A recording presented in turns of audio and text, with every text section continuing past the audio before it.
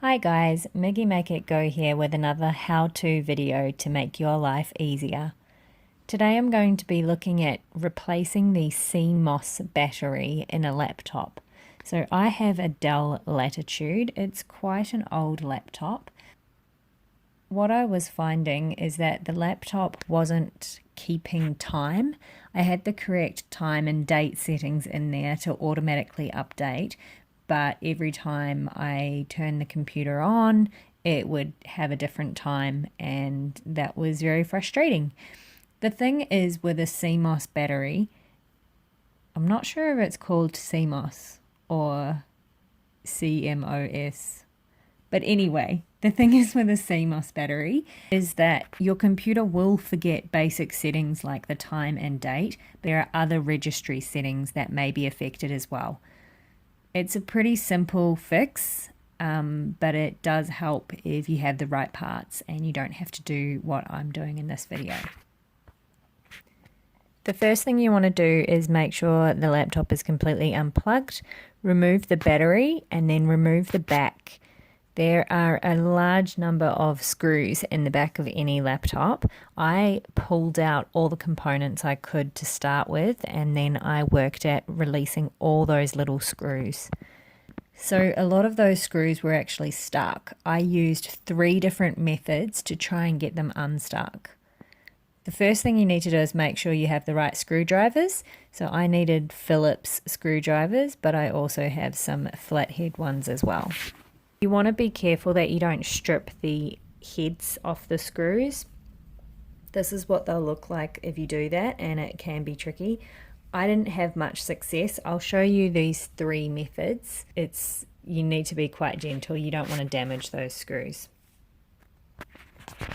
So the first thing to do is just select the right screwdriver size, place it into the screw head, and then just tap it quite firmly. Be careful because you are tapping onto your sensitive electronics, that is the laptop, but just give it a firm tap to make sure it seats properly into the screw, and then try and turn. Remember, lefty loosey, righty tighty. So turn it anti-clockwise to undo it. I got some of the screws out that way, but I needed to try something else for some others. Now, this method I wouldn't really recommend. It's called the Superglue Method. So you take some super glue and you put it on the end of the screwdriver or on the end of the screw head. You set the screwdriver into the screw head for a substantial amount of time, a couple of minutes, holding it there tight, and then you try and unscrew the screw. This didn't help me personally, and it did just put glue on the ends of the screw. Remember, the problem is that you're not getting enough traction in the head of that screw, so you don't want to strip it, and you probably don't want to fill it up with super glue either. There are other things to try. Just make sure you've got the right screwdrivers that fit.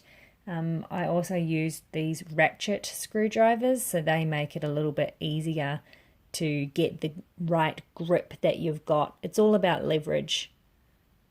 Speaking of leverage, this third method wasn't that great, but it's something you can do if you're finding that the screw is just going around and around and around after you've gotten it out a little bit.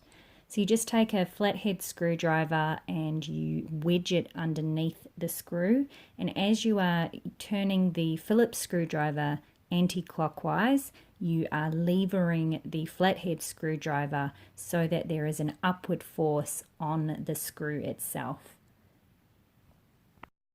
The fourth method I'm going to show you is about lubrication.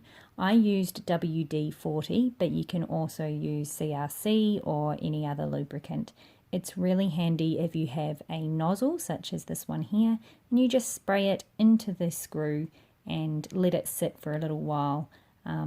I did wipe some of it off as well and see if that helps loosen the screw. What I found to be most effective was a combination of using the right tool. I use the Ratchet screwdrivers a lot. Patience, firmly tapping it in to make sure it was seated on the top of the screw, and also the tinfoil method. So getting a piece of tin foil or aluminium foil or aluminum foil and putting that in between the screwdriver and the screw head, it can help with a stripped screw. So what it does is it actually provides that extra little bit of material in there to fill in the gaps, and then the screwdriver gets purchase, I guess, and you can then undo it. To get the cover off this laptop, in all honesty, it took me a couple of days. And that's because I really had to be patient. You can't go around smacking stuff into the back of your laptop. It is sensitive electronics at the end of the day. So the biggest tool you'll need is going to be patience with this one.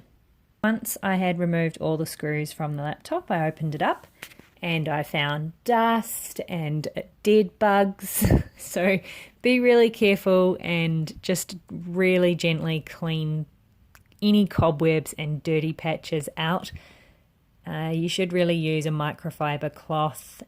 I then located the CMOS battery, and that's it here in the nice blue packet. Now the thing with CMOS batteries is that they tend to be really simple batteries, similar to those that you might put in your car key fob for your car. Some watches, heart rate monitors, just little gadgets often have these batteries. So I actually had one of these batteries at home, and I had hoped that I would be able to just put it into the case in my laptop. However, as you can see, this blue material here, it covers the battery, but the battery is also then got these legs on it which are soldered to a lead and a clip.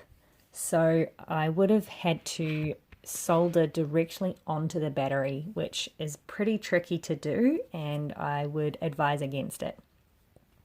So what I suggest you do is a Google search before you open your laptop and find out which CMOS battery is right for your laptop, and then purchase it on eBay or one of the online websites. The reason I say that is because you want to get it in this little packet with the clip, and then you can it's just a case of removing the old one and placing the new one in. I did not have that, so once I opened my laptop I realized that I had this issue. Even though I had the battery at home, I went down to my local J-Car, which is an electronics store. There's also Ltronics, and I'm sure there's plenty of others as well. And I told them what I was looking for. They would have been able to order me in the CMOS battery and the kit that I'd spoken about, but I wanted the solution that day. So what I ended up doing is I bought the right battery already with the legs soldered onto it. So all I had to do was then solder the wires of the clip onto the legs of the battery. I'm not the world's best solderer, as you will see, but I was confident I could do that. I was not comfortable soldering directly onto a battery, but I'm happy to do it onto these little legs.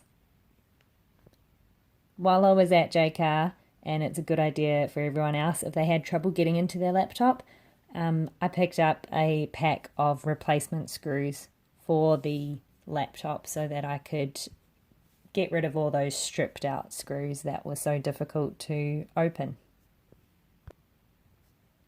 So I then soldered the existing clip onto the new battery.